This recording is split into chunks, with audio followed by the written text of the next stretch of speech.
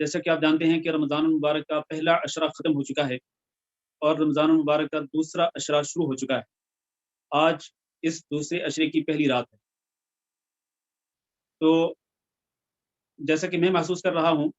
بالکل ویسے ہی آپ نے بھی محسوس کیا ہوگا کہ یہ عشرہ بہت ہی تیزی کے ساتھ گزر گیا ہے، اور یہ ایام جو گنتی کے ایام ہیں رمضان المبارک کے،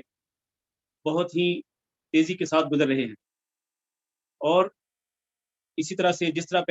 پہلا عشرہ تیزی کے ساتھ گزرا، دوسرا عشرہ بھی اسی طرح سے تیزی کے ساتھ گزر جائے گا، اور پھر تیسرا عشرہ جو ہے وہ بھی تیزی کے ساتھ گزر جائے گا، بلکہ تیسرے عشرے میں تو پتہ ہی نہیں چلتا ہے، اور بہت جلدی سے یہ ایام جو ہیں وہ مکمل ہو جاتے ہیں، اور اللہ رب العزت کی طرف سے آیا ہوا یہ مہمان ہم سے رخصت ہو جاتا ہے۔ تو ہمیں ان ایام کو غنیمت سمجھنا چاہیے اور ان ایام سے بھرپور فائدہ اٹھانا چاہیے۔ یہ ایام سال کے عام دنوں کی طرح نہیں ہے، یہ مہینہ سال کے باقی مہینوں کی طرح نہیں ہے، اس لیے ہمیں اس کی اہمیت اور اس کی قدر و منزلت اور اس کی شان اور اس کی عظمت کا احساس کرنا چاہیے، اور اس بات کا بھی احساس کرنا چاہیے کہ یہ اتنی عظمتوں والا اور برکتوں والا مہینہ کتنی تیزی کے ساتھ گزر رہا ہے۔ اور ہمیں اپنے جائزہ لینا چاہیے کہ ہم نے پچھلے 10 دنوں کے اندر کیا کچھ حاصل کیا ہے، 10 دنوں کے اندر ہم نے کیا کیا ہے، ہم نے کیا اپنے گناہوں پر اللہ رب العزت کے سامنے گڑ گڑا کر، رو کر، اشک ندامت بہا کر اللہ تعالیٰ سے معافی مانگ لی ہے، اور بار بار ہم نے استغفار کیا ہے، اور بار بار ہم نے سچی توبہ کی ہے، وہ سچی توبہ کہ جس کے بعد گناہ ایسے ہوتے ہیں جیسے تھے ہی نہیں، کہ سچی توبہ بالکل گناہوں کو مٹا کے رکھ دیتی ہے۔ تو کیا ہم نے وہ سچی توبہ کر لی ہے؟ اور سچی توبہ کی قبولیت کی علامات میں سے ایک علامت یہ ہے، نشانیوں میں سے ایک نشانی یہ ہے کہ جب بندے کی سچی توبہ اللہ تعالیٰ کے ہاں قبول ہو جاتی ہے نا، اس کے بعد پھر بندہ ان گناہوں کی طرف واپس نہیں لوٹتا، اور پھر بندہ اپنی اصلاح کرنا شروع کر دیتا ہے۔ تو ہم اپنا جائزہ لیں، اپنے گریبان میں جھانک کے دیکھیں کہ کیا ہم کل کی نسبت آج ہم بہتر حالت میں ہیں، ایمان کی بہتری کے اندر ہیں، کہ ہم اللہ رب العزت کی طرف متوجہ ہو رہے ہوں، اور اللہ تعالیٰ سے زیادہ معافی بھی مانگ رہے ہوں، توبہ بھی کر رہے ہوں، قرآن مجید کی تلاوت بھی کر رہے ہوں، دعا بھی کر رہے ہوں، ذکر اذکار بھی کر رہے ہوں، اور اسی طرح روزے کے ساتھ ساتھ رات کی نفل نماز بھی ہم پڑھ رہے ہوں۔ تو کیا ہمارے اندر وہ جو اپنی اصلاح کا جذبہ ہے وہ پیدا ہو رہا ہے یا نہیں، کہ کل تک ہم جو گناہ کرتے تھے آج ہم نے وہ گناہ چھوڑ دیے ہیں، اور آج ہم محسوس کرتے ہیں کہ ہمارے دلوں کے اندر ان گناہوں کی طرف کوئی رغبت نہیں ہے، اور ہمارے دلوں کے اندر ان گناہوں سے نفرت پیدا ہو رہی ہے۔ اگر تو ایسی بات ہے کہ ہم ان گناہوں کے بارے میں سوچتے ہی نہیں جو کل تک ہم کرتے تھے اور جن سے ہم توبہ کر چکے ہیں، ہم ان گناہوں سے نفرت کر رہے ہیں اور ان گناہوں سے اپنے آپ کو دور کرنے کی کوشش کر رہے ہیں، تو اس کا مطلب یہ ہے کہ اللہ رب العزت نے آپ کی توبہ قبول کر لی ہے، اللہ رب العزت نے آپ کو سچی توبہ کرنے کی توفیق دی، اور اللہ تعالیٰ نے آپ کی توبہ قبول کر لی ہے۔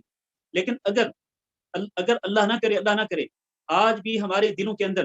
برائی کو کرنے کی وہی خواہش موجود ہے جو کل تک تھی،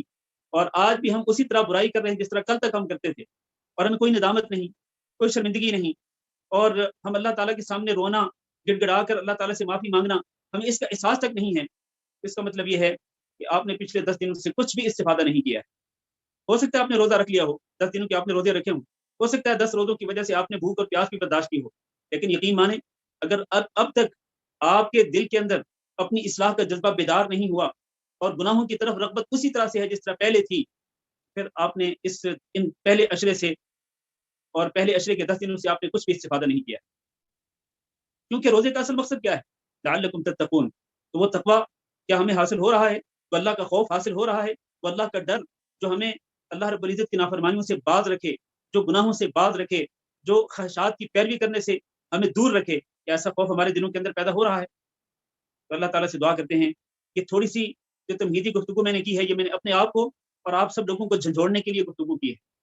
ہمیں اپنا جائزہ لینا چاہیے، ہم سب اپنے اپنے گریبان میں جھانک کے دیکھیں کہ ہم نے اب تک کیا کمایا ہے، ہم نے کیا کھویا، کیا پایا ہے، ورنہ پھر ایسا نہ ہو